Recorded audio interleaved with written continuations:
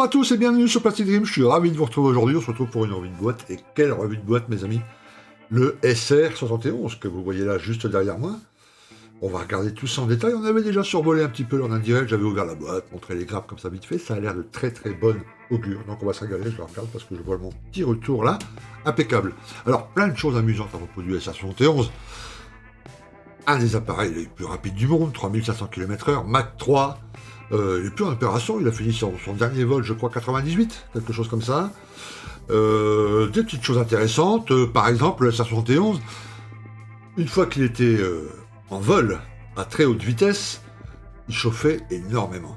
Beaucoup de dilatation dans les plaques.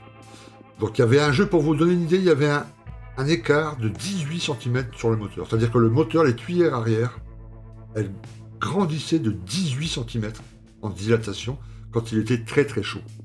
Okay, donc imaginez les plaques qui composent les différents appareils, ça bougeait énormément. Il était étanche à 100% quand il était à haute vitesse et haute altitude.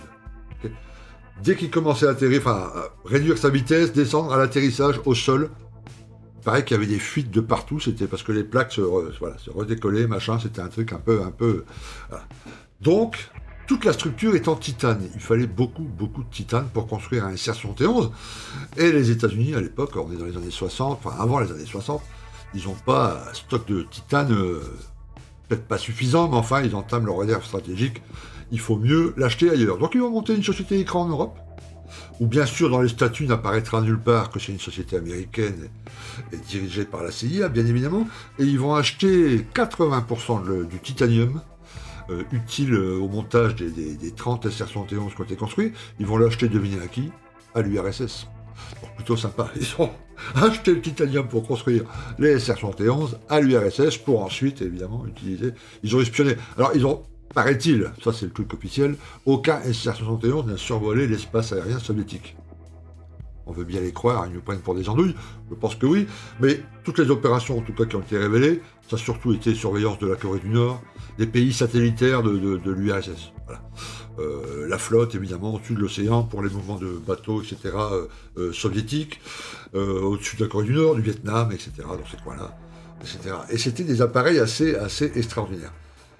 Un ordre d'idée, par exemple, les deux verrières, alors il y a deux postes de pilotage, les deux verrières étaient tellement chaudes, arrivées à haute vitesse et haute altitude, que les deux pilotes donc, faisaient chauffer leur ration alimentaire sur la vitre du cockpit. Voilà. Ils le posaient dessus quelques minutes, et la bouffe était chaude, pour vous donner une idée un peu du truc. C'était assez dingue. Consommation de carburant, donc là, je veux dire, c'est le cauchemar de tous les écolos. Voilà. Pour une mission complète, les réservoirs n'étaient pas si énormes que ça. Okay, donc il fallait le ravitailler très souvent. À peine décollé, dès qu'il décollait, arrivé à 12 000 pieds, il se mettait en vol stationnaire, premier ravitaillement. Ensuite, dès qu'il dépassait Mach 2,5, il fallait le ravitailler pratiquement immédiatement.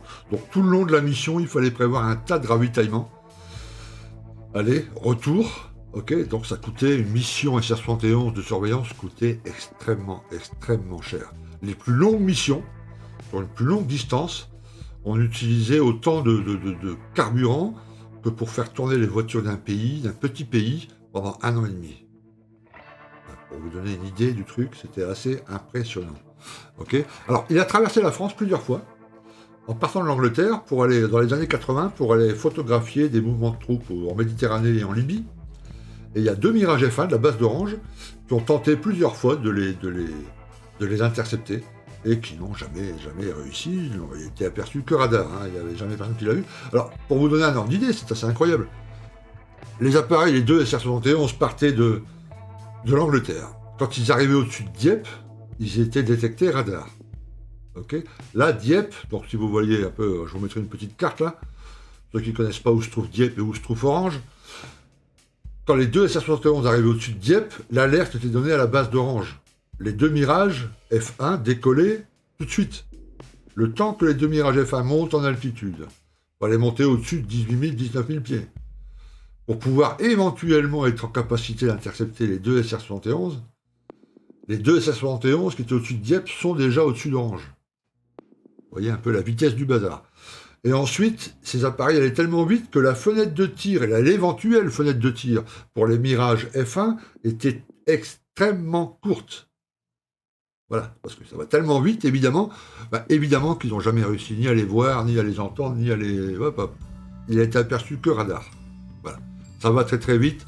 Le nord de la France, Lille, Marseille, en un peu plus de 15 minutes.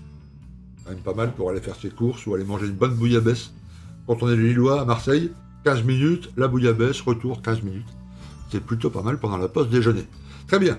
Alors, on va regarder cette magnifique boîte, comme d'habitude, la grappe, et puis ensuite, évidemment, les pièces, et puis tout ça, le gravure. On va regarder tout ça en détail.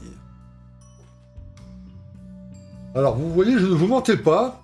Voilà un cure-dent. Vous en connaissez tous, pardon, la taille. Boum. Et là, mon zoom, je suis à fond, je peux même pas zoomer la boîte. La boîte fait un peu plus de 60 cm dans sa longueur et environ 42 cm dans sa largeur. Donc c'est assez énorme. Elle fait au moins 15 cm d'épaisseur. Voilà les infos. Donc Revell, level 5, 1,48, 206 pièces, 68,2 cm de long, 35,3 cm de large.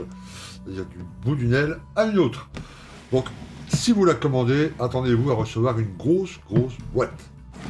Ok, alors comme d'habitude, oups, je l'ouvre, voilà la notice qui est ici. Les décals, on va les laisser à l'intérieur pour l'instant, on va regarder ça. Alors, ma notice a été légèrement abîmée dans la boîte, hein, elle était comme ça, ce qui n'est pas très grave. Hein. Ok, elle s'est cognée contre un petit truc, bon. C'est pas du tout un problème. Alors, allons-y. Je vais poser ça sur mon autre bureau. Ok, alors comme d'habitude, une notice format A4, couleur, etc. en plusieurs langues, donc vous n'aurez pas de souci pour comprendre toutes les petites infos, les petites instructions ici. D'accord, les couleurs données aussi également dans plusieurs langues. Les chiffres que vous voyez là, c'est les numéros de peinture Revell. Mais comme les noms sont plutôt bien explicites, bon, vous n'aurez pas de souci si vous utilisez une autre gamme de couleurs.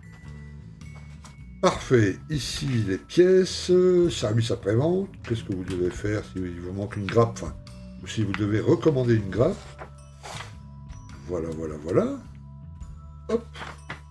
Vous voyez, par rapport à la taille de l'engin, il y a quand même peu de pièces. Hein. Ok. Allons-y. Alors, on travaille dans le gigantisme, hein. Vous allez voir après la taille des pièces, c'est assez impressionnant. Donc ici on a tout le dessous de l'appareil, des renforts, un long longeron qui va servir de renfort. Ok, on a déjà quelques petits travaux de peinture à faire. Très bien, des trous à percer. Parce que vous avez le choix, soit vous pouvez le poser sur ses roues, donc, soit vous pouvez le poser sur un petit stand en vol. Donc ça, c'est un choix à faire dès le début, parce que, effectivement, vous avez des trous, etc. à faire, et puis vous ne serez pas obligé de monter les trains si jamais vous le faites en vol. Donc voilà, on commence justement les trains, mise en place des trains. Parfait. On attaque les sièges, les cockpits. Donc il y a deux places hein, dans cet appareil. Donc cockpit avant, cockpit arrière.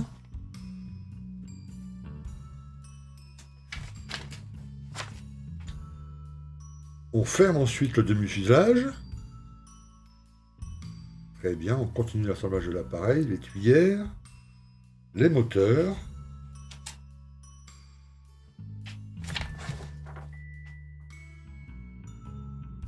Voilà, donc les moteurs qui comportent une partie de l'aile, hein, le bout de l'aile est mis sur le moteur. Donc ça c'est plutôt pas mal. Ok, donc on fait le droit, le gauche, puis on assemble l'ensemble justement.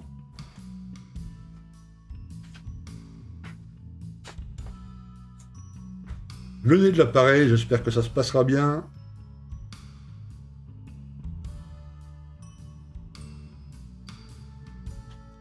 Voilà, alors 6970, version 2, 3, 4. Bon, là, il y a des petites choses à voir pour les versions, c'est pas le même nez. Ok. Il y en a un qui va demander le nez J36, l'autre qui va demander le nez J32.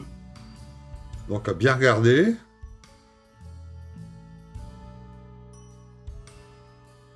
Alors, est-ce qu'il faudra lester le nez si jamais on le met sur ces trains?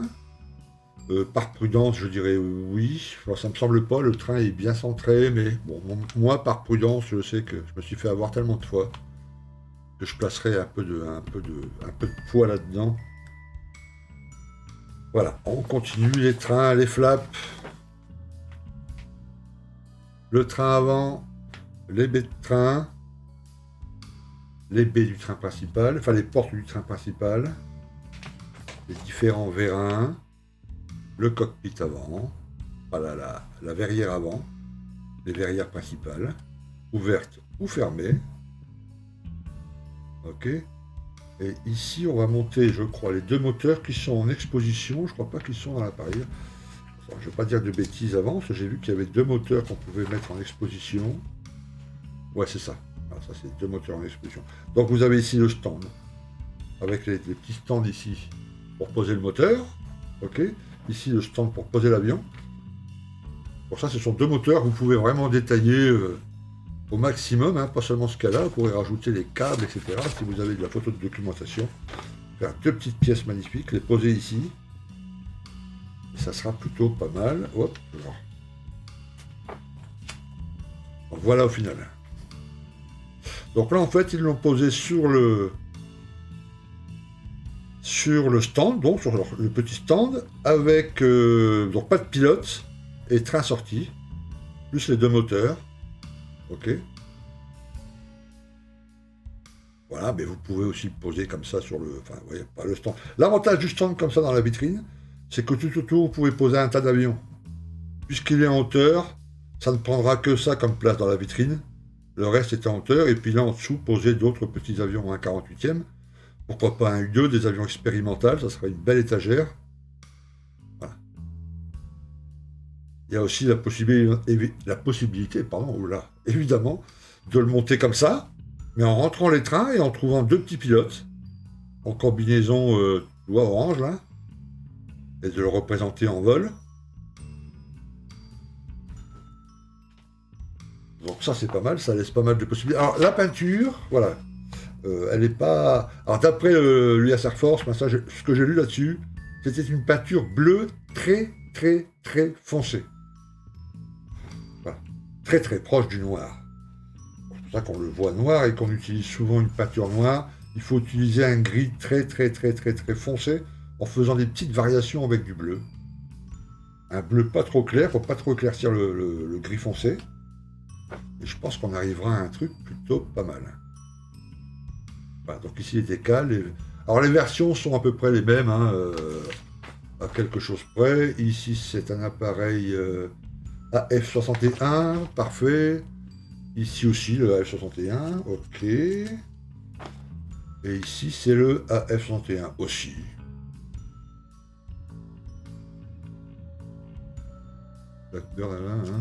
À 79,55, hop. 79,58, ok, c'est pas vraiment le même. C'est sûrement ça le nez qui est différent là. Voilà, donc il y a plusieurs versions, vous ferez attention.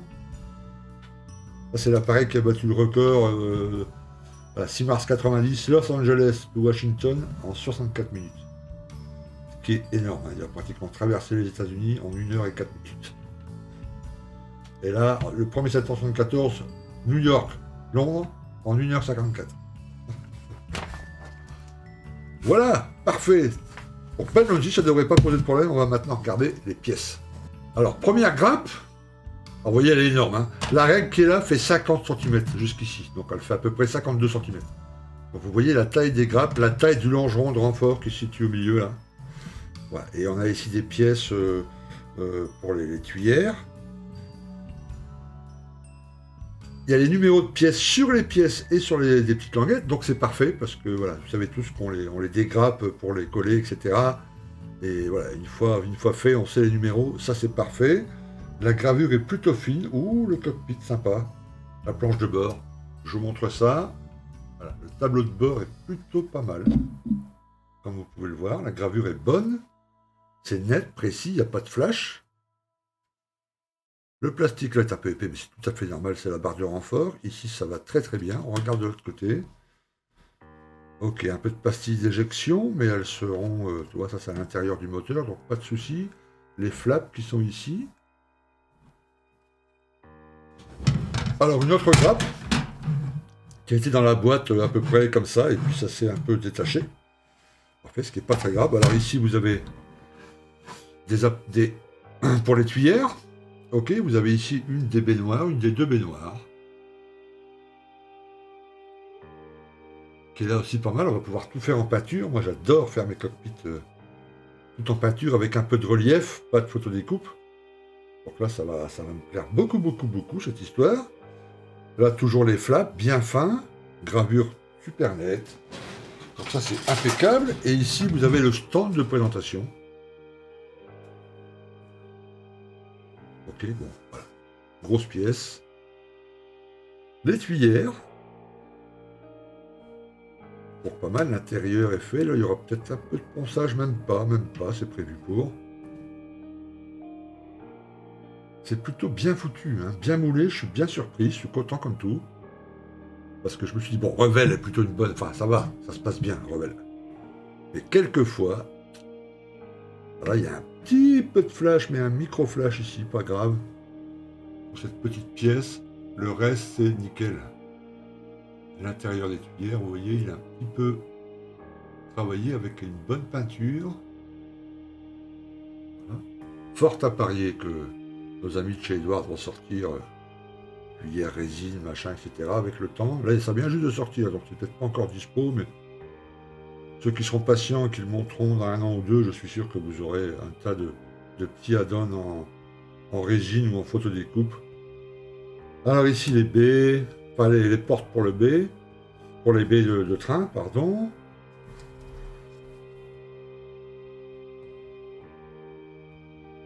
Si vous voulez mettre les câbles, il y a toutes les préparations qui sont faites, il n'y aura plus qu'à percer et poser les câbles.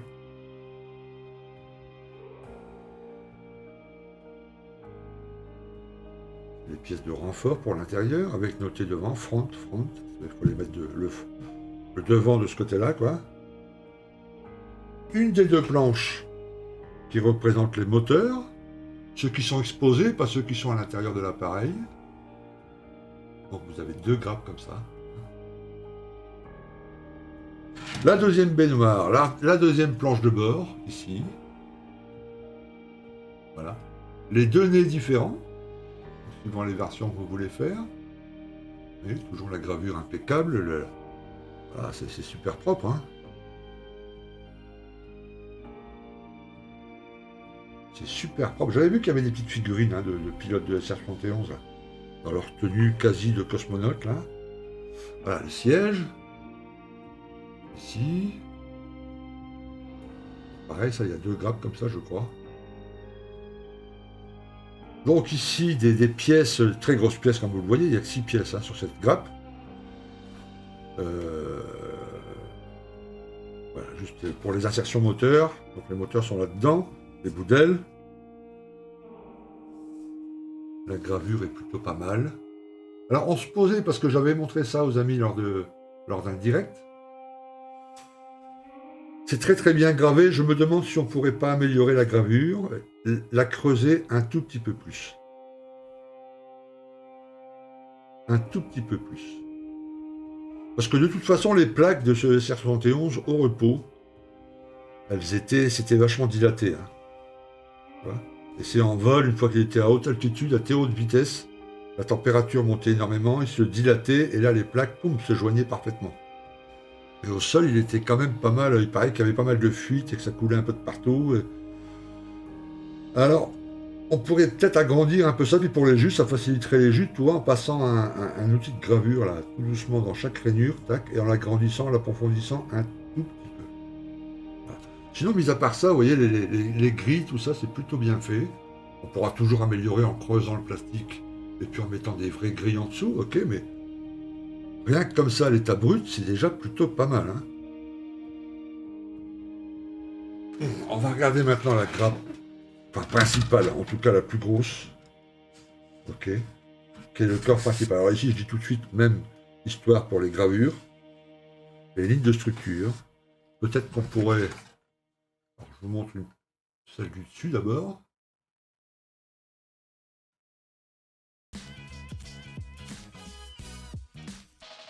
Voilà, et puis le dessous. Alors, c'est des très grandes pièces. Là, faut pas utiliser la colle verte extra fluide. Là, il faut prendre la colle blanche, Tamiya, avec bouchon blanc. Parce que c'est une grande pièce à coller. Et puis de la bande cache, bien serrée partout avec de la bande cache et des pinces. Pour que ça tienne vachement bien, que ça soit bien collé. Mais la surface est top. Hein. Là, je crois que c'est deux petits auvents qui comportent des trous. Les trous sont pas faits, il faudrait peut-être les faire. Ah non, top. Super boulot. Et pour terminer, la planche d'écale. Donc oui, belle planche d'écale. Imprimée en Italie, c'est pas écrit cartographe, bon ça ne doit pas être cartographe, mais mine de rien, c'est très très fin.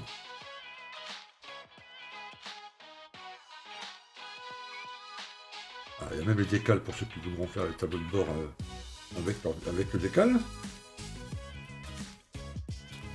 Voilà, tous les stencils sont là, donc les stencils rouges sur la surface très très noire, enfin presque noire, très foncée, ça va rendre plutôt bien.